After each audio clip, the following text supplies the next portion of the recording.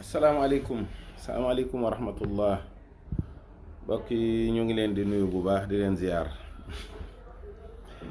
Sëñ bi Mbàkke yéen a ngi ñu ngi leen di baalu àq bu baax te di leen baal àq di ñaan yàlla mu nangul nu sunu koor te bi bañ a doon sunu koor gu mujj.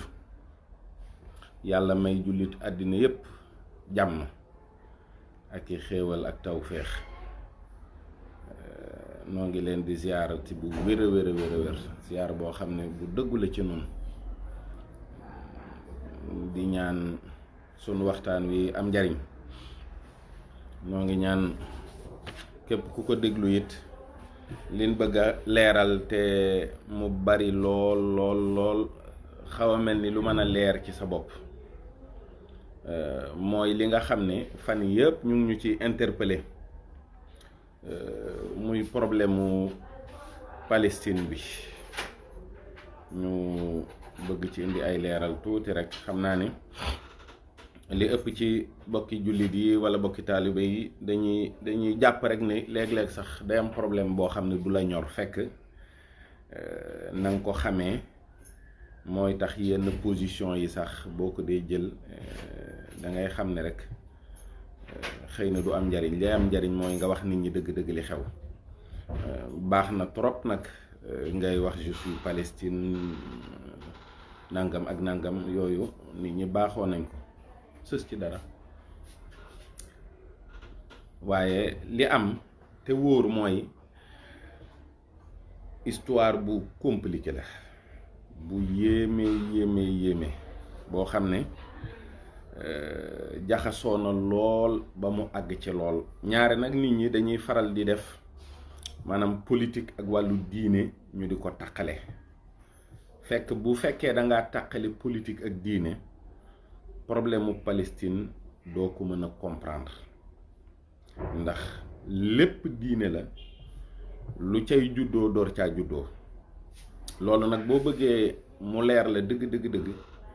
da ngay dellu ci maam bu mag ba. xam nga alquran dani inna ibrahima kaana ummatan qaanitan lillahi xanifa. maanaam ibrahima aw xeet la. xeet boobu nag mu doon sun borom ñaari doom la ko jox yu góor muy Ismaïl ak Ishaq. waaye ni ñu demee loolu lépp du jara leeral. waaye daal li wér te wóor mooy Ibrahim arab la. jóge na fa ànd ak Saara soxnaam ñu dem Égypte. mu am lu ñu tëral ngir Saara mën a mucc. moo tax ñu jël Xaggaar jox ko Saara ngir mu nekk ab jaamam. mu jël ko moom it may ko Seydina Ibrahim soxna. kon Saara mooy yaayu Ishaq. Hagar mooy yaayu Ismaïl. Ishaq nag moo jur Yanqooba moom la tubaab yi di wax Joseph. ba tey mooy Israël. Joseph mooy Israël c'est le même prénom benn tur bi la. moom nag moom la yàlla may fukki doom yu góor ak ñaar yu jigéen. fukki doom yu góor yooyu nag ak ñaar moom la tubaab yi di wax communément les 12 tribus d'Israël. parce que ay sëtam lañu. moom Israël maanaam Yanqooba moo am fukki doom yu góor ak ñaar. yàlla def Suleymaan yàlla def Yuusuf nekk doom ji nga xam ne moom la ci gënoon a sopp. histoire am alquran nettali na ko nettali bu rafet ndax suñ boroom sax dana ci xisa yi gën a rafet ci la bokk. gént ga mu géntoon ak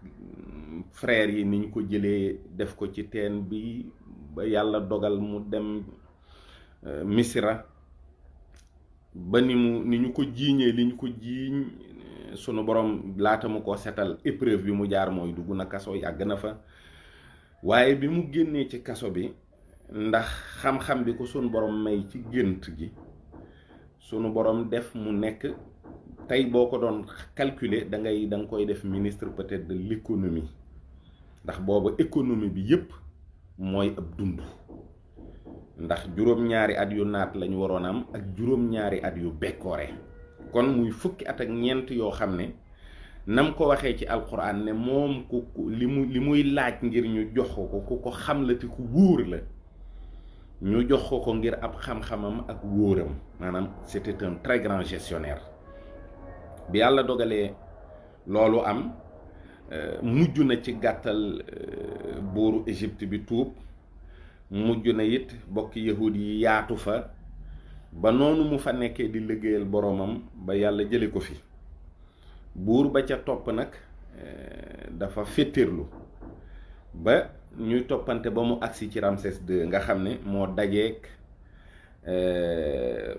benn jamono ak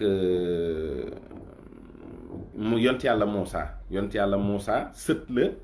ci fukki tribu ak ñaar yooyu nga xam ne moom la Yanquba am mi ngi ci sëtoo ci tribu bi ñuy wax la tribu de Juda donc moom bi mu ñëwee sun borom mission bi mu ko jox mooy mu dem wax Firawna ne ko am na yàlla boo xam ne benn la bu ñuy jaamu moom yàlla jooju ci la Suleymaan nekkoon ci la ay waajuram nekkoon ci la ay maamam nekkoon ci la damay juum rek naan Suleymaan Yuusuf laa bëgg a wax ba yàlla dogal mu féeteerlu moom moo jël peuple Égypte bi ci ndigalu sunu borom jéggi ak ñoom ngir yóbbu leen fi ñuy wax la Judée nga xam ne suuf soosu ci tegtalu yàlla la ko Seydina Muusa bëggoon a dëkkee ak njabootam moom ak Haaruna rakkam nga xam ne bi mu demee jël ndigali yàlla yépp dellu si nag peuple la nag boo xam ne bu terrible parce que ci ñeent fukki fan yooyu rek créé nañ fi li ñuy wax veau d'or maanaam aw nag woo xam ne ci wurus lañ ko tëgg di ko jaamu ndax booba dañ jàppoon ne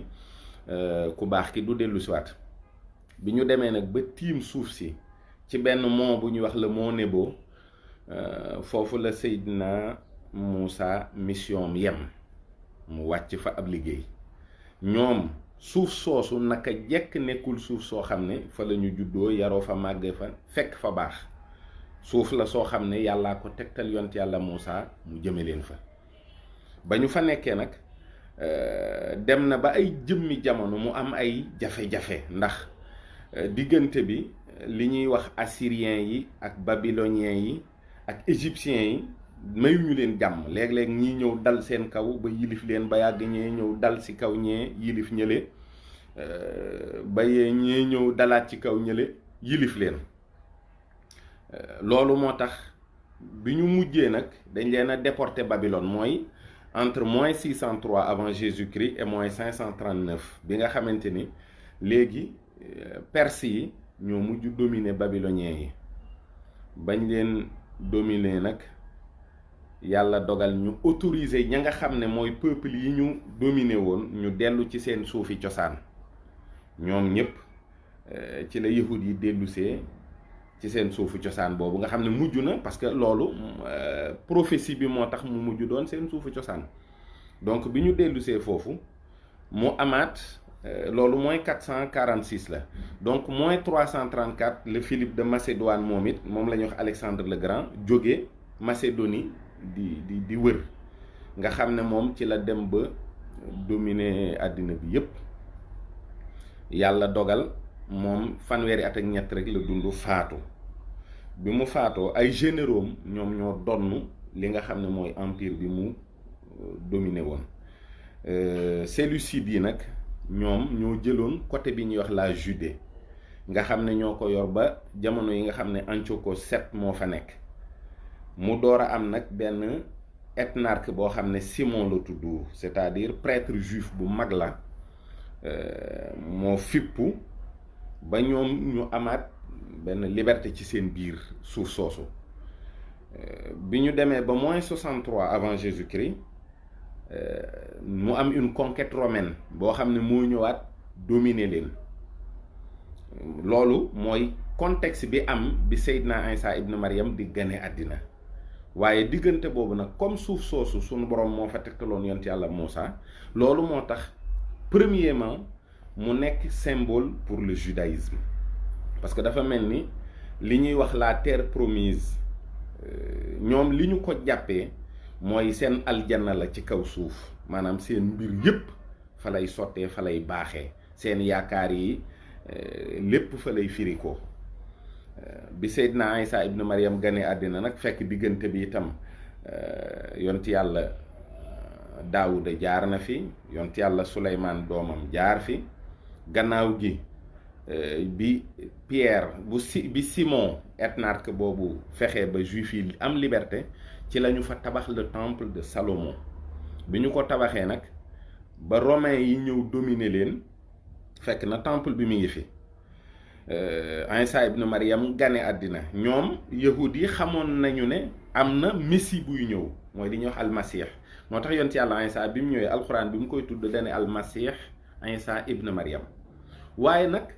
xëy na yahud yi fi ñu ko doon séentoo ak ni ñu ko doon séentoo ak ni mu ñëwee moo bokkul parce que bu weesoo Moussa la ñu am ci ay yonent yépp ci seen tribu yooyu lay juddoo non seulement mais buur lay nekk mooy nguur yi nga dégg nguur Seydina Daoud nguur Seydina Souleymane ak yu demee noonu waaye ab yonent boo xam ne kañu ko bàyyale muy Joseph le charpentier yàlla dogal na amul wërsëg way juróom wu jigéen itam yàlla dogal na amul wërsëg judduwul ci famille aristocrate ñëwin ba it nekk lu kiimaane loolu dafa mel ni lu xaw a tas seen yaakaar ci ñoom parce que réforme yi mu woote maanaam Seydina Isa dafa gënoon a jege baadoolo yi ak ñi ñàkk ak ñi torox ak ñi ñu opprimé mais boobu fekk na quand même juif yi yépp dañ leen a opprimé parce que dañoo nekk sous la domination romaine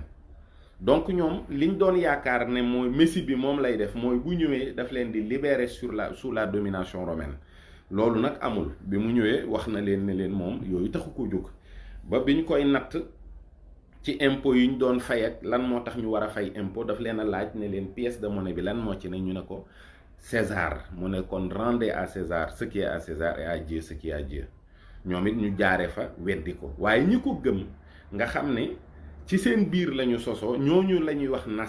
nasaraan tekkiwul tubaab chrétien lay tekki yahud yi kon ci ñoom daanaka la nasaraan yi sosoo ànd ak Seydina Isa ibn Maryam bi mu amee fanweeri at ak ñett ci la ñu ko boom bi ñu demee ba mu amaat nag fanweeri at ak ñett muy 66 après Jésus-Christ ci la juif yi jëkk a révolté wu ci suuf soosu nga xam ne mooy Judée bi ñu demee ba rébellion boobu dañ ko maate donc bi ñu demee ba 132 ci la ñu defaat beneen rébellion ñu matewaat ko mate bu metti ba pare yàq temple de Salomon bi ba mu des benn mur loolu la ñuy wax le mur des lamentations mooy fi mu ne nii actuellement mur boobu ngeen gis rek waaye nag après dañ leen a interdire Judée maanaam vers 412 ci lañ leen tere suuf sa ne leen buñ fa jaarati dàq leen tasaare leen donc à partir de période boobu amatuñu patrie nekkatuñu fenn dañoo tasaaroo yàggul dara rek sunu sang bu tedd bi feeñ muy Seydina Muhammad sallallahu alayhi wa sallam indi tawféex ak jikko yu rafet yi mu indi yépp ak jàmm ji mu indi ndax diineem ji islaam nungul sa boroom la waaye itam jàmm ji muy firi ndax yax bi lépp a ngi ci biir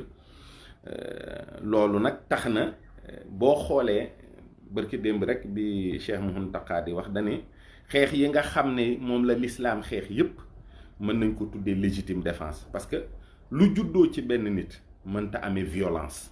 waaye nag bu ñu demee ba nga xam ne benn nit boobu ak tuuti nit ñi mu àndal mbooloo mi ci ëpp dañ leen a bëgg a faagaagal ndax dem nañ ba xam ni mënuñoo jam Seydina Mohamed ci xam-xam ndax jàngul waaye li mu leen di wax ñoom ñi jàng xamuñu ko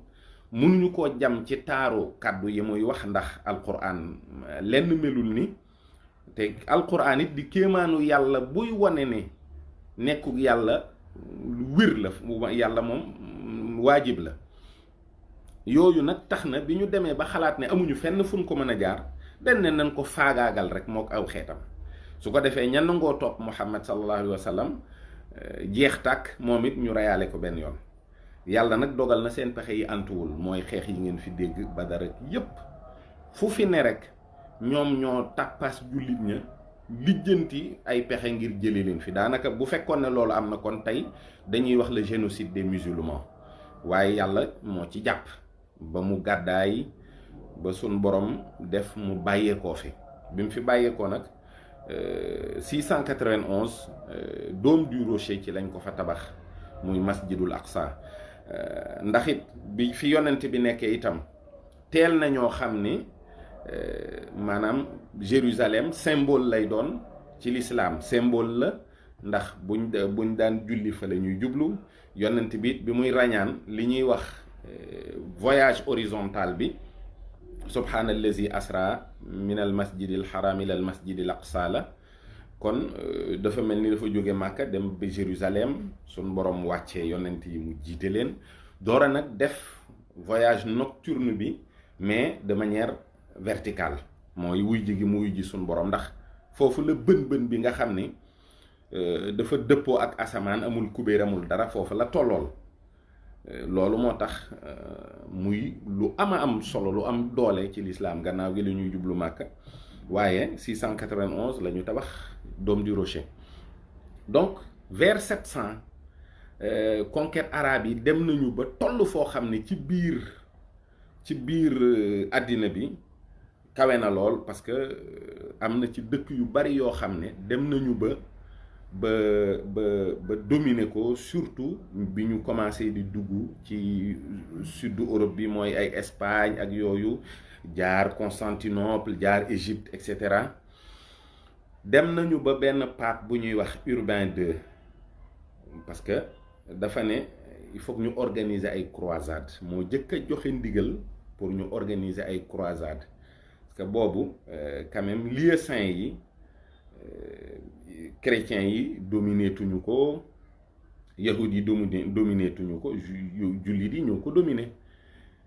bi mu ko defee nag jullit yi ko dominé woon mooy turc seljukid yi nga xam ne boobu dañ leen daan tere ñu am accès ci barab yooyu ba 1120 ci la li ñuy wax les pauvres chevaliers du Christ ñoom it formé wu nga xam ne benn français moo ko formé ñu dem ba 1129 ordre des templiers juddu nga xam ne boobu nag croisade yi am na effet chrétiens yi dem nañu ba jëlaat Jérusalem donc ordre des templiers ñoom ñoo doon garder les lieux yi nga xam ne bëggoon nañu ñu wattu ko di ko sàmm ba yahud yi ak jullit ñi duñ ko mën a yàq nasaraan yi suñu bëggee aj si jógee Europe wala feneen dañuy mën a ñëw donc ordre des templiers aussi non seulement loolu dañ ko doon liggéey mais aussi boo masaan di jóge Europe di ñëw sa or sa xaalis ak say takkaay pour bañ ñu koj la ci yoon bi faagaagal la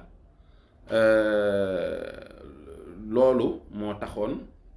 ñu def ko ngir boo leen ko joxee soo fa jógee boo ñëwee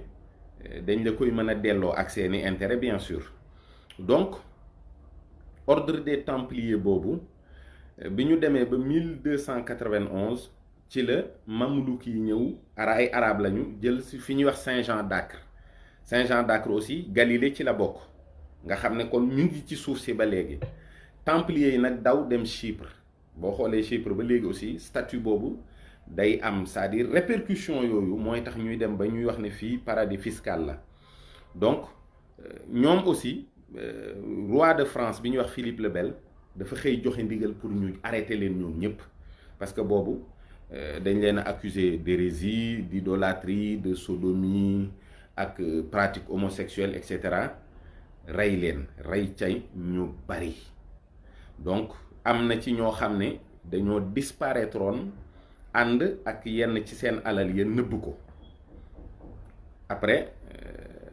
ci la ñu lakk pape ci la ñu lakk Jean de Molay pape bi ñuy wax Clément V joxe ndigal pour ordre des templiers ñu dindi ko mais boobu fekk na mu rentrer maintenant dans la clandestinité bi mu rentrer dans la clandestinité aussi xamatuñu ci ñoom dara waaye fekk na alal yu toll noonu ak lenn ci ay nit mënul disparaître noonu. Philippe le Bel nag kuwam daf ko réussir parce que commissaire yeeg préfet yi nga xam ne ñoom la joxoon lettres yi da leen ni tel jour lañ koy ubbi, c'est-à-dire le 13 octobre la leen waxoon nañ ko ubbi, nañ ko ubbeendoo ñoom ñëpp. donc looloo tax opération am yàquwul. bi ñu demee ba 1215 bon fekk na France juddu, parce que toujours dañuy wax ne France mi ngi juddu avec ce qu'on appelle le baptême de Clovis. mais 1215 li tax mu am solo mooy ci la bataille de Bouvines ci la am. bi mu amee nga xam ne buuru France bi ñuy wax Philippe Auguste dafa doon xeex ak ñu ko ëpp doole. bi ñuy xeex ak ñu ko ëpp doole ñooñu paysans yi mu amoon moom baykat yeeg néew ji doole yi wëlbatiku ànd ak moom xeex ba moom ci boppam mu gagné. donc bi mu gagné roi d'Angleterre bi ñuy wax Jean sans Terre mu dellu Angleterre. xëy na ñiy wax ci wàllu diine maanaam li jot a jàll ba ci yont yàlla Iisaa bi mu ganee àddina. yont yàlla Iisaa bi mu ganee àddina te catholique yi ak yahuud yi commencé di weddante. loolu boo delloo ci alxuraan da nga koy gis wa qaalatil yahuudu laysatil nasaara ala shay'in wa qaalatil nasaara laysatil yahuudu ala shay'in. donc loolu mooy li nga xam ne mooy principal problème mu débat bi mooy yahuud yi gëmuñu Iisaa ibn Maryam. te yahuud yi nga xam ne dañoo topp Iisaa ibn Maryam di nasaraan ñoom dañoo wëlbatiku wax ne ñii nga xam ne gëmuñu Iisaa te ñëw na ñooñu it nekkatuñ ci dara. mais bi bataille de Bouvines bi amee Jean sans Terre bi nga xam ne moo nekkoon roi d'Angleterre dafa dellu ba mu delloo na nga xam ne suuf yi mu amoon ak li mu amoon France ak yépp da koo ñàkk. yahud yi ñoom ñoo ko woon ak ne ko parce que ñoom ñoo yor commerce bi boobu tas nañu fépp ci àddina waaye Angleterre ña fa jotane ñoo ko ne ñun xam nañu ne taxes yi day gën a metti parce que li ëpp ci li nga amoon ci ay suuf ñu lay fay ay impôts yooyu ñàkk nga ko kon ñun rek ñoo fi sës. mais ñun ñi nga xam ne amuñu benn droit amuñu benn liberté amuñu benn statut boo ñu naree teg ay impôts di ko yokk il faut nga accorder ñu ay droit. accord de droit yooyu moom moo jëkk a juddu ci diggante boobu nga xam ne moom la ñuy wax la Magna Carta. bi mu amee yahud yi commencé di am ay droit tuuti bi mu commencé di am ay droit tuuti nag benke ñenke yi moo bari parce que dañuy woo buur bi lu ci bari di ko wax ne ko lii faw nga soppi ko. boobu Angleterre li ci am solo mooy île bi kese la doonatul dara ak Aquitaine ci France mooy région bi Bordeaux nekk. mais dañ koy def buuru Angleterre yi ba Édouard Ier ñëw benke ñenke yi soof ko mu dajale leen ñoom ñëpp en 1290 dàq leen ñoom ñëpp yahud yëpp la fay génnee Angleterre ne bu fi benn yahud nekkati. bi ñu demee tuuti rek nga xam ne léegi dugg nañ ci période médiévale bi après mooy am na benn pape bu ñuy wax Six IV moom moo joxe ndigal ñu def li ñuy wax inquisition mooy nañu dugg ci empire yi nga xam ne c'est des empires chrétiens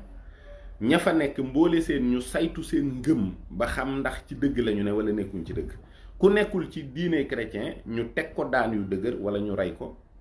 wala mu tuub. loolu moo indi li ñuy wax les marânes juifs nga xam ne ñoo nekkoon ci péninsule ibérique bi biñ inquisition yi tàmbalee amuñu menn pexe mënul tuub waaye tuub gi ci kaw la du ci dëgg ci ñoom du ci biir gi. ñenn ñi tamit tasaaroo dem installé wu Hollande ñi ci des dem installé wu Belgique pour quand même moytu coono yi ñu leen di teg waaye installé nag li ñuy wax une finance très puissante en Hollande. ñenn ñi dem ci empire ottoman bi parce que musulmans yi tout le temps dañ leen doon tolérer moo tax bi ñu fa demee Sélim II accueillir leen. léegi nag am na fa benn juif bu ñuy wax Joseph Nazi moom la ñuy wax le duc de Naxos et le seigneur des Tibériades parce que ay grade la yoo xam ne mi ngi ko am ci Sélim II mais le seigneur des Tibériades mooy kilifa Judée nga xam ne kon depuis bañ leen dàqee ñu tasaaroo amatuñ fa accès pour la première fois am na benn juif bu fa am accès kooku nag moo dem dekkalaat muru Salomon bi mur des lamentations bi installé waat fa ay commerce pour dundalaat dëkk bi pour wax yahudi yi ne leen ñibbisi leen donc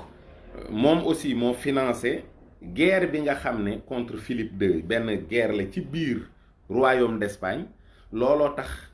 Hollande dagg Belgique dagg ma ñooñu nekk ay pays yoo xam ne dañoo libre bi ñu demee ba ci kanam tuuti nag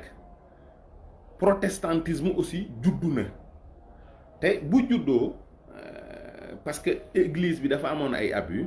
souvent dañuy lëkkaloo ak le peuple juif moo tax protestants yi bañ juddoo te juif yi amoon ay moyens ak bi ñu découvrir bi Gutenberg créé nu mu tuddati imprimerie fekk Luther traduire la Bible en allemand ñoom ñoo ko imprimer mu tasaaroo bi ñu demee ba 1717 léegi nag ci le premier temple ci le première loge maçonnique juddu en Angleterre bi muy juddu ci diggante ñaari nit la juddoo mais bi mu juddoo rek ba siiw pape bi ñuy wax Léon XII daf ko condamné l'église a toujours sorti des bulles pontificales maanaam fatwa lay tollool ci ñun pour condamner la franc-maçonnerie parce que pax mi nga xam ne moom la templier ya duggoon bañ leen dàqee booba la ñu fëllaat rek mu nekk li ñuy wax société secrète yi te boobu gis nga ne ca njëlbeen nga jiiñooñ nañ leen hérésie maanaam ñàkk ak idolâtrie ak jiiñ leen pratique homosexuelle ak sodomie donc bu judduwaatee sous la forme des sociétés secrètes day amaat danger bi nga xam ne moom la yoroon mais ñoom aussi dañoo doy waar parce que dem nañu ba diggante Pape Pie XII ak Jean XXIII ak Clément VI après condamnation yi daal dafa mujj ñu bàyyi ko donc li tax politique bi ak diine ji neexul a teqalee ndax mënee su koo def mooy yahud yi tamit dafa am ci yu ñuy sukkandikoo mooy l'Ancien Testament tawraat moom c'est yàlla dafa dogal mu bokk ci ay téereem moom suñ borom kon téere boobu mënta réeral ay nit bi ñu waxee ne messie bi dina ñëw gëmuñu ko it dafa am leneen loo xam ne moo am gannaaw Seydina Isa ibn Maryam mooy li ñuy wax la Kabbale boo xoolee ci jullit ñi mi ngi tolloog tasawuf ci ñoom bu dee catholique yi la gnose maanaam c'est une xam-xam la bu xóot ci wàllu diine spiritualité de dëgg am nañu ñaari téere nag yoo xam ne Mishnah ak Gemara ñoom ci la ñuy sukkandiku di àtte li nga xam ne moom la ñuy doxal ci programme bi yahud yépp nekkuñu woon ay kabbaliste waaye Kabbale mujj na lekk maanaam juif orthodoxe yi ba ñépp dañoo mujj doon ay kabbaliste donc am na benn juif nag benn rabbin bu tuub boo xam ne bi muy dugg dans le catholicisme ci la xuloo ak benn rabbin bu ko yilifoon bu ñuy wax Moïse Nahmanide kooku moo ko ni ci lii ngay dugg ay caaxaan la parce que messie bi ci boppam ñëwagul ndax moom suy ñëw seen pape bii nga xam ne moo fi nekkal imposteur bi muy Isa ibn Maryam la ci jublu bu boobaa moom ci boppam ci ñuy lëkkaloo ak ñi nga xam ne dañuy fexe ba peuple juif dellu Palestine ci lay bokk maanaam masiix bi mooy ñëw ci pape bi ne ko fexeel ba peuple juif dellu Palestine kon yow ay caaxaan rek moom ngay woote loolu nag bari nañu léeg-léeg aussi ci seen biir ñoo xam ne dañuy jékki-jékki wax ne ñoom ay messie lañu mais ci prophétie bi pour messie bi ñëw il faut que juif yi nekk fépp ci àddina bi te benn instant wax naa leen ne dàq nañ leen Angleterre te it jàppoon nañ ne amuñu ay juif yu nekk Amérique du Sud boobu découvrir nañu Amérique gis nga juif yi kenn du leen tudd ci wàllu traite négrière mais ñoom ñoo jëkk a dem Amérique maanaam installé fa ay commerce installé fa aussi ay tool di bay agriculteurs yi loolu moo tax sax New York New Amsterdam la tuddoon avant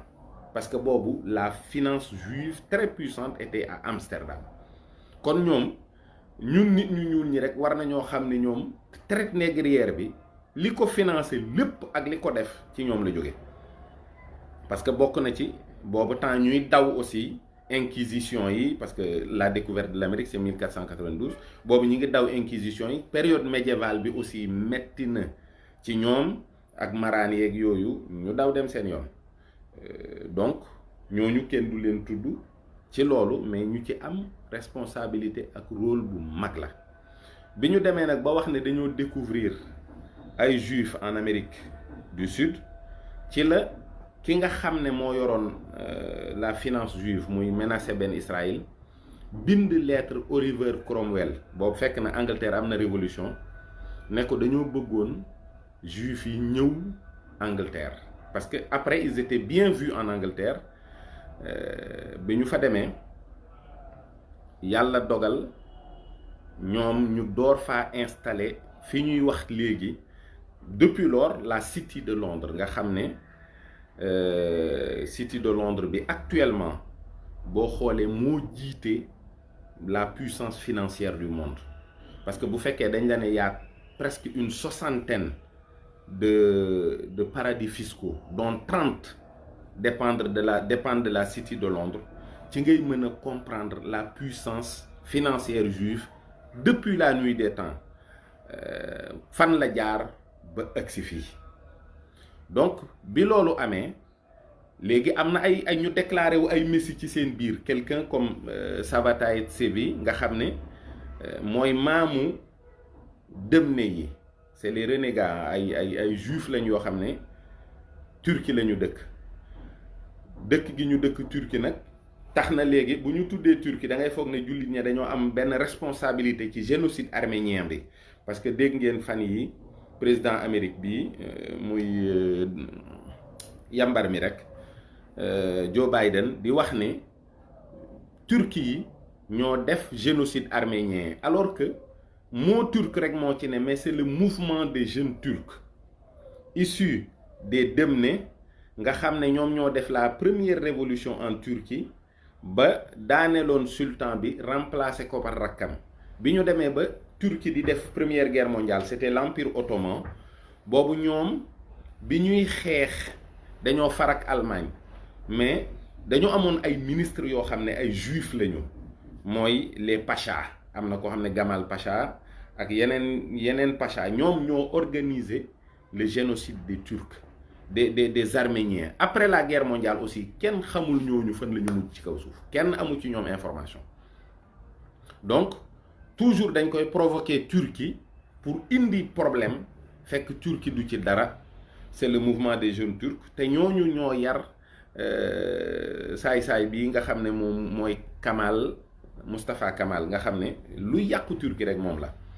donc am na yeneen influence yoo xam ne ci ay messie ay franquistes Jacob Frank kooku ci ñi influencé couru roi wu France ba ay idées yu bees am fa après 1776 ci la Amérique juddu nga xam ne George Washington mi ko jiite moom it franc-maçon la c'est pas caché révolution française am en 1789 période boobu itam Amstel Mayer Rothschild bi juddu moom am juróomi doom yu góor ak juróomi doom yu jigéen ak entreprise am yépp Rothschild yi moom soo leen déggee sa xel dina dem Angleterre Paris Vienne Naples ak Hambourg aussi da ngay xam ne période bii yépp juif yi fu ñu mën a nekk duñ fa am statut particulier duñ fa am ay droits duñ leen fa traité lu baax daanaka opprimé nekk ci ay musiba rek ci la ñuy ne donc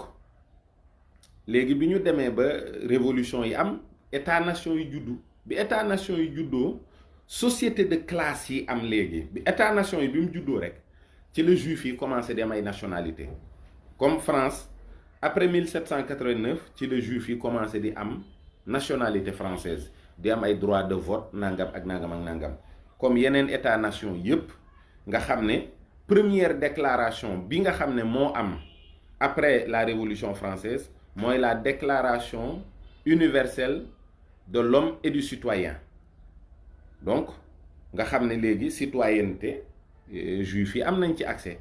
am nañu aussi ay partenariat yoo xam ne def nañ ko entre privé ak état ci financement wu guerre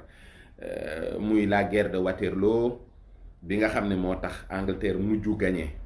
France après nag mu am li ñuy wax pogrom yi nga xam ne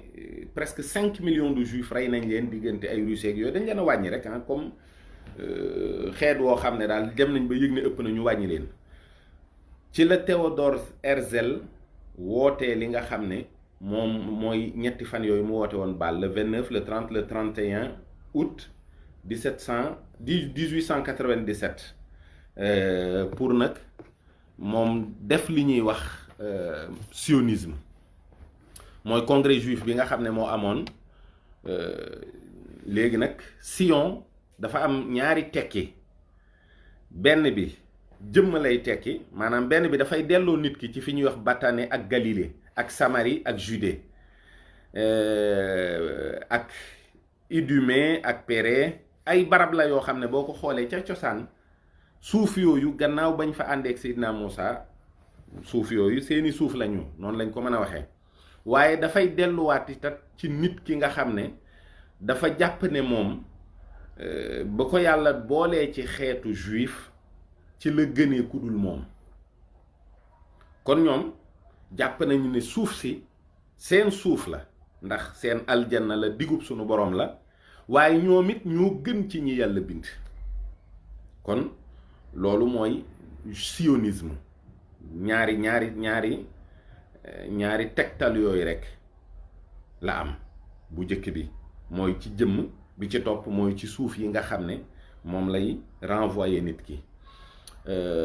yàlla dogal nag dafa am benn baron français aussi bu ñuy wax Edmond de Rothschild Edmond de Rothschild dafa dem jënd ci Palestine booba ci empire ottoman la bokk benn suuf soo xam ne daanaka kenn xamul ni mu toll installé fa ci bande côtière bi rek pour commencer di won juif yi ne leen yéen ñi nga xam ne ñu ngi leen di reyee Allemagne ñu ngi leen di reyee Russie wala feneen bu leen neexee mën ngeen a ñibbisi ci sama suuf si maanaam dañuy jënd nag lii dañu commencé di jënd mais bu ñu jëndee fi nga xam ne fa la arab yi nekkoon dañ leen fay génnee bu ñu jëndee amul négocier amul dara da ngay dem loolu moo tax ñuy dem ba 1909 ñu commencé di am village benn village bu ñuy wax kibbutzim nga xam ne am nañ premier exemple benn village boo xam ne ne léegi village russe la yàlla dogal nag guerre ak yi ko waral guerre mondiale bu njëkk bi jaar fi bi mu fiy jaar ci la sultan Mehmed V bi nga xam ne moo jiite empire ottoman engagé wu ci guerre bi mais bi muy engagé wu ci guerre bi Ali Ben Hussein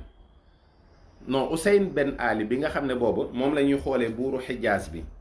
dafa gisante ak benn espion anglais bu ñuy wax Lawrence d'Arabie ñu waxtaan Lawrence d'Arabie ne ko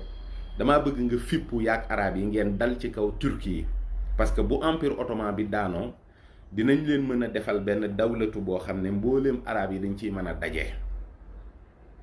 moom it mu jàpp loolu moo tax ci bi première guerre mondiale amee arab yi dañoo dal ci kaw musulman turki yi parce que boobu ñoom jàppoon nañ ne après la guerre ils vont se libérer du joug turc mais ils vont aussi avoir un état-nation boo xam ne arab yëpp dañ ciy daje mais moom bi mu koy dikk Lawrence d'Arabie bi muy dig loolu Hussein Ben Ali fekk na à Paris ci benn hôtel am na benn ñaari espion benn anglais ak benn français boo xam ne c'est des officiels muy Sykes ak Picot ñoo signé ay accords yoo xam ne le 16 mai 1916 ak l'aval de la Russie de l'Italie etc. pour le partage du Moyen-Orient boobu guerre bi jeexagul mais ñoom xam nañu ne bu ñu gañee dañoo war a séddoo suuf si kon loolu jar na waajal looloo tax bi guerre bi jeexee zone bi ñu waxoon zone bleue la Liban jël ko Liban ak Cilicie français yi jël ko zone rouge britannique yi jël ko mooy Koweït ak Mésopotamie ak Irak zone brune administration internationale la mooy Saint-Jean d'Acre Haïfa Jérusalem Israël actuel ba 1917 Angleterre maanaam après zone 5 nga xam ne mooy Palestine bu njëkk ba Angleterre jël ko def ko sous mandat britannique parce que boobu ci biir guerre bi Angleterre dem na ba amatul ay moyens léegi dañoo solliciter la finance juive pour ñu jàppale leen ci ay moyens pour ñu guerre donc bi ñu solliciter la finance juive en retour ci lañ leen wax nag ne leen léegi dinañu leen defal li nga xam ne mooy benn déclaration d'honneur boo xam ne ci lañ leen di diggee suuf si ngeen bëgg yéen li ngeen bëgg rek da ngeen koy wax moom loolu la ñuy wax la déclaration de Balfour de 1917 le 2 novembre 1917 boobu Arthur Balfour mooy secrétaire des affaires étrangères mais moom bindu ko ci loxoom ki ko bind mooy Alfred Milner moo nekkoon secrétaire am donc mu bind lettre bi wax Rothschild ne ko maa ngi lay yëgal ne am naa mbég ci xamal la ni la maanaam couronne da nguuruk Angleterre ak buur bi nga xam ne moo ci nekk ñun ñëpp jubu nañu ci digg la yéen yahud yi jaarale ko ci sa jëmm ji nga am foo xam ne moom la ñuy wax ëllëg foyer national juif palestinien maanaam xamal ko ne ko daal bu guerre bi jeexee yàlla def li ñu bëgg ñu am ko yéen it suuf soosu moom bu ñu dee séddoo àddina yi danañ leen ci tegal loxo en attendant donc ci la acte bi nga xam ne moo tax tey jii yahud yi moom Palestine juddu mooy la fameuse déclaration de Balfour après David Ben Gourion ñibbi Palestine ñi nga xam ne et puis changement du tur yi parce que dañu am ay tur bu ñu toxoo soppi ko ak yu demee noonu waaye diggante boobu nga xam ne Angleterre nekk na di gérer le foyer national juif muy Palestine di ko gérer comme loo xam ne rek da cee tegandi loxo en attendant loolu anglais yi ñoo ko dig juif yi mu nekk nag lu yéeme di dox ba après bi guerre bi jeexee ba ñu signé traité de Versailles ba li ñuy wax société des nations juddu ñu topp problème boobu rek ndànk-ndànk ñoom ñu commencé di def ndànk-ndànk rek di naxante di récupérer suuf si te booba juif yi 5% lañu juif autochtones yi nga xam ne ñoo nekk Palestine 5% lañu jullit ñi 85% lañu chrétiens yi nekk li ci des ba yàlla dogal Hitler itam jot pouvoiru Allemagne bi en 1933 donc bi mu ko jotee en 33 37 000 immigrants juifs ñoo ñibbi Palestine en 34 45 000 ñibbi fa en 35 65 000 ñibbi fa avril 1936 nag ci la révolte arabe yi explosé parce que boobu ñoom it ñoo ngi jaay seeni suuf à des particuliers ñu koy jënd di leen génnee suuf si lu bokkul nag ak li nga xam ne mooy li nga xam ne ça se passe au niveau politique te empire britannique bi yor ko te empire britannique bi aussi saa bu waree affecté fonctionnaire Israël day fexe ba fonctionnaire boobu nekk juif léegi nag ci la intifada bi ci la affrontement yi commencé mooy première intifada bi ñu commencé ñoom it ak presse bi li mu ciy liggéey mooy bu ñu reyee 5 juifs rey 100 palestiniens arabes ñu ne rey nañ 5 juifs rek yem ci loolu di ko traité noo xam ne day mel ni léegi juifs yi dañ leen faa opprimer wala dañ leen faa sonal te crise économique mondiale aussi 1929 la tàmbalee loolu it lu am solo la nga xam ne kon yenn investissement yeeg yëpp nit ñi dañ ko arrêté jël ay mesures de récession Europe tamit nekkaat ci ay problèmes yu kenn xamul daanaka après cette guerre cette récession première crise boobu ci la ñu dem ba 1939 aussi deuxième guerre mondiale tàkk bi mu tàkkee nag ñu rey juif yi daanaka rey nañ ci lu mat 5 millions wala lu ko ëpp ci li ñu wax ñoom parce que loolu la ñuy wax Shoah donc léegi nag monde bi taxaw daal ne ñii en réalité il faut que ñu lijjanti kon ba ñoom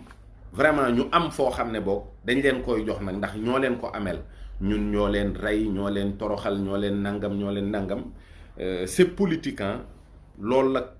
àddina bi yëpp jàppoo wax ji ba ñu dem ba 1945 51 états yi nga xam ne après deuxième guerre mondiale bi ci la ñu juddu donc muy li ñuy wax Nations Unies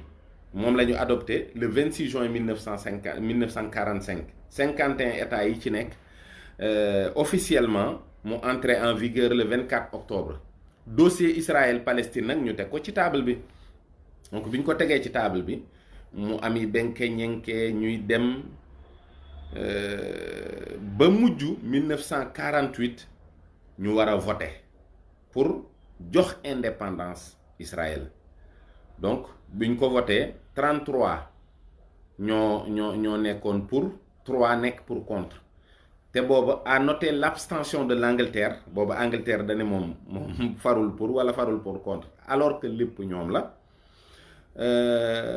léegi nag au niveau de la Palestine nit ñi wax ne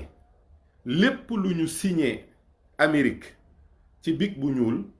fii ci Palestine dinañu ko fi signé ak deret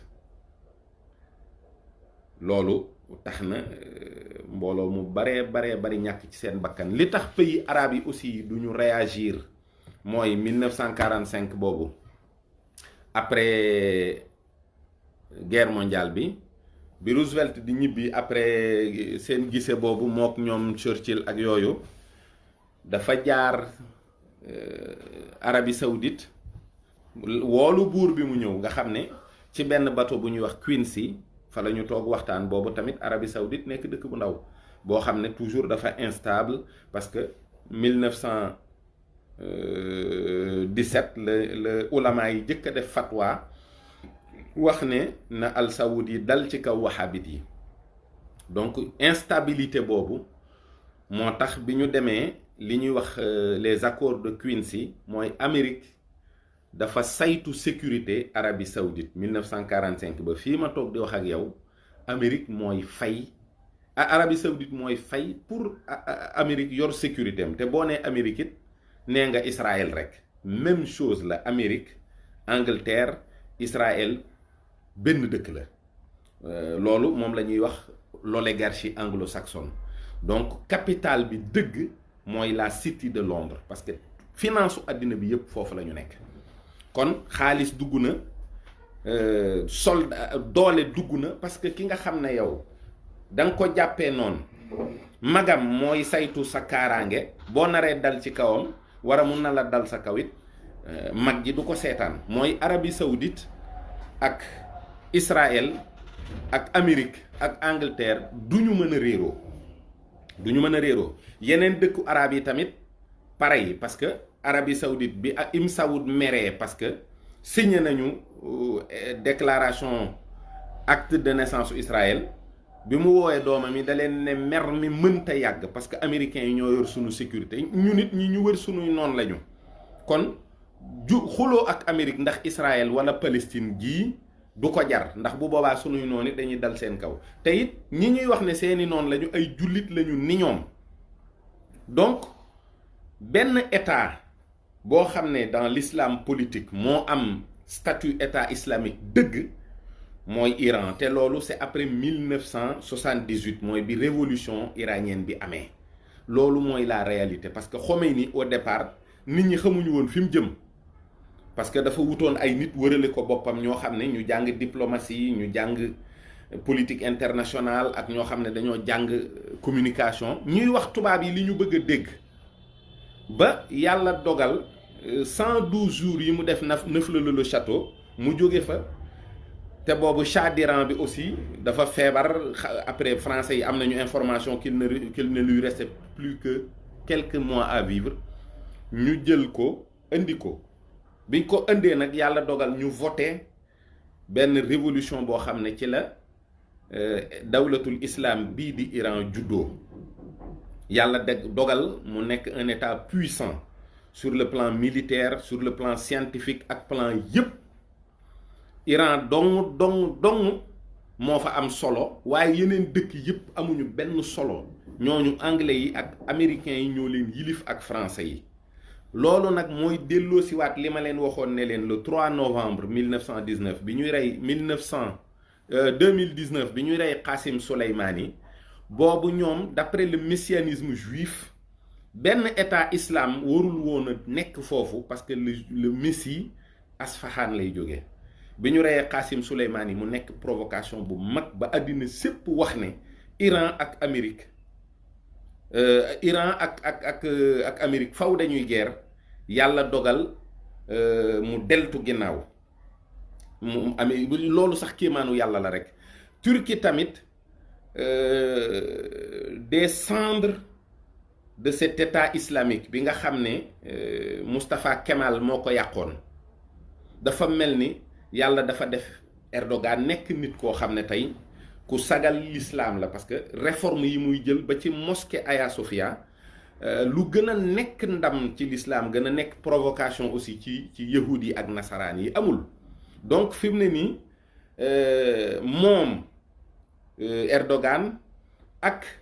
dawlatul islam bii di Iran képp ñoo am taxawaay ci li ñuy wax un islam politique taxawaay boo xam ne buy bañ la buy bañ nooteelu tubaab yi di bañ nooteelu américains yi di bañ nooteelu Israël waaye du yeneen dëkk yi amuñu benn solo ils ne piperont pas un mot lu tax ñu acharné wu ci mosquée bi fi mu toll nii ak symbole l'islam bi parce que yahud yi xam nañu ne Palestine tey jii symbole la ci judaïsme waaye am na fu ñu jàpp christianisme bi li ci des mooy détruire la mosquée d'Al-Aqsa pour léegi nga xam ne Jérusalem bi ñuy yaakaar mu doon la capitale de la gouvernance mondiale dañ fay reconstruire le temple de Salomon te plan yi pare nañu ba léegi boo xoolee tamit muy franc-maçonnerie société secrète ak yooyu ak cabale bi yépp ça renvoie au même principe boo duggee Google tapé palais de justice de Tel Aviv buñ la ko wanee vue aérienne bi da ngay gis ne toujours am na pyramide am na l'œil donc ces symboles là renvoient aux sociétés secrètes mais renvoient aussi à la cabale donc li tax yeneen diine yi ak yeneen doxalin yi du ñu mën a kaas mooy organisation bii ma leen mujj wax mooy UNESCO nga xam ne moom ci banqaasi Nations Unies la bokk UNESCO ay eugénistes ñoo ko jëkk a créé muy Julian Huxley nga xam ne mook Aldous Huxley ñoo bokk ndey ak bàyyi ñoom dañu gëm ne nit ñi ay catégorie lañu xam naa ne catégorie bi gën a bon moom mooy ñun ñii rek donc li ñuy wax éducation universelle fraternité dialogue interreligieux mooy œcuménisme xeet yooyu yëpp dafay renvoyer ci même principe mooy fexe ba dogme religieux yi dootul am mooy maanaam yàlla moom al wujudun wal qidamun summa baqa nga xam ne al muxaalafatul xalq la al qiyaamu bi nafs la yooyu dootoo ko gëm da ngay gëm ne yàlla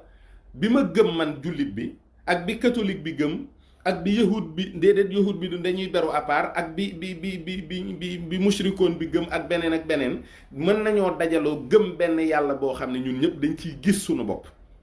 loolu la ñuy wax œcuménisme mooy le dialogue interreligieux moo tax fondation yi organisation non gouvernementale yi koy woote ci Sénégal ak ci àddina lu leen gën a dangereux amul chaque fois dama ci dellusiwaat dama koy wax aussi fraternité bi ñuy wax ak débat yi ñuy initier ci biir l'islam nga xam ne du doon ay débat wax maanaam du doon ay débat wu islam débat wax sa xalaat lay doon ci biir l'islam te moo dangereux muy léeg-léeg débat yu philosophique wala falsafa nu teg benn hadis wala benn dogal boo xam ne sunu borom subhanahu wa taala dogal na ko ci nun nu di ci waxtaane ci wàllu xel te diine du wax sa xalaat ba ñu gëm ne jullit bi kat même bu nanguwul góor jigéen wala nanguwul yenn yi war naa mën a dëkk ak moom ci jàmm na ko ne nekk ci li nga war a nekk kii bu bëggee nekk góor jigéen na ko nekk nangam ak nangam nga xam ni jullit bi dootul def effort combattre liy attaquer religion mais dafay mujj di subir loo xam ne day attaquer religion ba mujj gi sax daf koy far nangu jàpp ne lu normal la parce que ak ngóor jigéen même Nations Unies au départ boolewuñ ko ci woon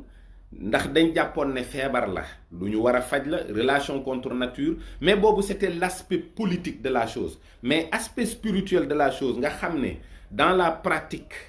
ci biir société secrète yi ñoom yàgg nañu xam ne ak ngóor jigéen farata la ci seen biir maanaam képp koo xam ne franc-maçon nga wala nga bokk ci Illuminati yi wala yenn société secrète yi maanaam nekk góor jigéen wala di pratiquer sodomie dafa bokk ci seeni ponk yi gën a kawe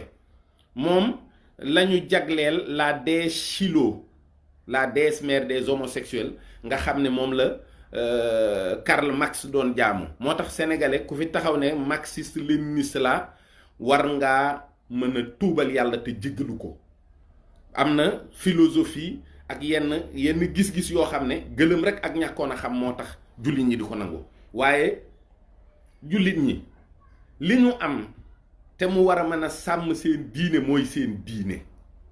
liy dëggal nekkug yàlla gi mooy sàkk gi mu sàkk liy dëggal nekkug yàlla gi ne inna diina indallahi l islam mooy alquran li leen tënk mooy le corpus coranique est très têtu maanaam tey munoo fexe ba soppi benn aaya alquran munoo fexe ba yokk ci ab araf wala nga wàññi ko ci ni ko yàlla di sàmmee nag jaarale ko ci ku mel ni Seexul Xadim nga xam ni li mu fexe ba ñu mokkal ko ci alquran fexe ba ñu bind ko ba tey jii bu téere bépp raafoon ñu bindaat ko ci ay loxo te dara du ci soppiku loolu dëgg-dëgg mooy li nga xam ne kaaraangeeg lislaam la li ci toppit mooy sunna ndax ni ñuy sàmmee sunna mooy dañ koy jëfe dañuy conformer wu à la sunna yàlla li mu defal Serigne Touba mooy Serigne Touba day diisul Serigne Touba ëppul yéesul teŋul déedéet boo xoolee rite bi mu tànn ci wàllu tawxiid muy ashari moo gën a jàppandi moo gën a neex te it boo ko xesee ba maîtriser kenn mënatu la def ak yow débat philosophique ba gëmloo la ne yàlla amul wala am na beneen yàlla bu dul subhanahu wa taala bii nuy jaamu boo ñëwee ci wàllu fiqh imam Malik ni mu dëgg doomoo ni mu jàppandee ci ab jullit muy dund jàpp ngiru imam Malik ba du sonn du ko yàqal ab liggéeyam wala sàkku lu lew mën a yor ak njabootam loolu itam beneen tawféex la bu dee nag ci wàllu soufisme boo xoolee tey fi soufisme mettee dëgg-dëgg loolu suñ borom dogalul mu agsi ci Serigne Touba parce que Serigne bi dafa def ni maanaam ab murit moom day doon ab jullit xàqan ba noppi mën a dund bu sell ci biir société bi maanaam day nekk benn relatif bu positif dana fi takk ay soxna dana fi am ay tool di bay dana fi am ay kër dana fi am ay doom maanaam du teeng du nekk nit koo xam ne ku aju la koo xam ne kenn du ko mën a roy kenn du ko mën a topp kenn du ko mën a toppandoo kenn du ko mën a gunge ca la mu nekk kon loolu fàggu téef bu rëy la boo xam ne am na solo lool te mat naa jàpp waaye li may wax rek le danger c'est l'argent xaalis mooy danger bi parce que tey yahud yi fi ñu jàpp àddina bi fi ñu xoj kenn mënta yëngu loolu doy na kéemaan bu fekkee ci wàllu économie la ci wàllu finance ci wàllu technologie ils sont partout ci wàllu sécurité àddina bi ils sont partout tey start-up yi nga xam ne ñooy liggéey ci wàllu sécurité à travers tout le monde entier ñoom la et souvent c'est des anciens du Mossad ñoom ñooy nekk ñi nga xam ne ñoom ñoo yor ay start-up yoo xam ne wàllu reconnaissance faciale mbirum téléphonie lépp loo xam ne luy doxal àddina bi rek ci seen loxo la nekk. waaye nag boo delluwaatee ci wax ji nga xam ne moom la Cheikh Mouhamadou Mountakha wax démb bërki démb da ngay xam ne li sëñ Touba waxoon mooy li am solo mooy àddina jarul àllaaxira ñoom seen yàq-yàq yépp tànka laalul sa pas-pas te foofu la ñuy jëkkee tànka laalul sa ngëm tànka laalul sa doxalin ci wàllu diine yow mucc nga. du créer ay mouvement wala ay association naan da nga leen di contre mooy tax nga mënal leen dara da ngay nekk ci li la sa borom digal tey góorgóorlu ba conformé wu ci loolu ba it melokaan woowu nga di ko man di jàllale c'est-à-dire message la boo xam ne nit ki da koy wax ba noppi nuru ko te it ñun am nañ ci exemple bu doy ndax sëñ Touba moom 35 ans de captivité la nekk te loolu dara gënu ko metti te li mu am ci diggam ak boromam lépp ci 35 ans yooyu la ko amee. kon na nu gën a góorgóorluwaat ku am kilifa na nga fonk sa kilifa ndax ñàkk kilifa mooy premier point bi nga xam ne ci la ñuy sukkandiku parce que révolution yi jëlee état nation yi nga xam ne ñoo créé état nation yi li mu jëkk a def mooy aristocratie bi da daan lëkkaloo ak religion ñuy doxal dëgg la aristocratie amatul waaye nag religion yi am nañu ay kilifa yu fi nekk nun boog nun ñi nga xam ne ñoom laa sañ a waxal muy taalibe Serigne Touba yii sunu yitte ji jëkk ak ji mujj na doon Serigne Touba man de wóor na ma ni li fekk noo ngi natt sunuy wax ak sunuy jëf ci njàngaleem Serigne Touba dunnu mën a yóbbaale ci dara mën na noo yàq lu bari ci àddina bi waaye nag sunu àllaaxira moom dundu ko yàqal waaw te perte fii perte fa ñu jëm dara jaru ko àddina moom le combat est perdu pour les musulmans sincèrement wala bokk yàlla sunu borom bi subhanahu wa taala te sax loolu laa gëm nag ndax mooy li am ndax àddina balaa tukki lislaam jeex fi tàkk waaw balaa tukki lislaam jeex fi tàkk waaye kum mën a doon daal jiitalal sa àllaaxira ci sa àddina jiitalal sa yitte ci sa borom takkaat sa laxasaay feddali ko rawatina ñun taalibe Sëñ Tuubaa yi am nañu aw sas wu rëy boo xam ne ci wàllu xam-xam mooy yittey Cheikh Mouhamadou Mountakha bii ci université bi ak lépp loo xam ne ndigalu Serigne Touba la jum fi bàyyi ci lislaam ju sell ci jaamu yàlla bu wóor a wóor ak ci liggéey surtout liggéey xalal liggéey loo xam ne lu dagan la nga di ci dund sàkku lu leew di ci dund loolu moom dara jiituwu ko ci ndax boo bëggee ñoxor njaay nit yëkkati xaalis jox la ko wala mu ne la kaay dinaa la dimbalee nangam bu yàggee sa xalaat mën naa rax loo xam ne daray àddina du ko jar loolu mooy li ci mat a xam li am solo daal mooy mbirum Palestine ñaanal jullit ña rek ñaanal leen yàlla dimbali leen waaye barab boobu du barab bu coow lay fay mukk moom ndax loolu c'est quasiment impossible waaw coowal suuf nag noonu la mel moo tax lu mat a wat ndiku la moo taxit état Sénégal war nañ gën a góorgóorlu ci suuf si parce que buñ demee ba litige fi foncier yi àgg ci benn niveau bi dinañ fi nekk waaye duñ fi nekk ci jàmm waaw kon nag ne nit ñi doylu it kenn ku ne jëfandikoo la nga xam ne moom nga mën a jëfandikoo li ci des nga xam ne réew mi ñun ñëpp ko bokk di rafetal saa su ne di góorgóorlu di sàkku ngërëmul yàlla ak di daw lu muy tere ci saayir ak ci baatin kenn bañ la cee gis kenn bañ la cee dégg dénk nañ ko suñu bopp te dénkaat leen ko asalaamaaleykum wa rahmatullahi taala wa barakaatu.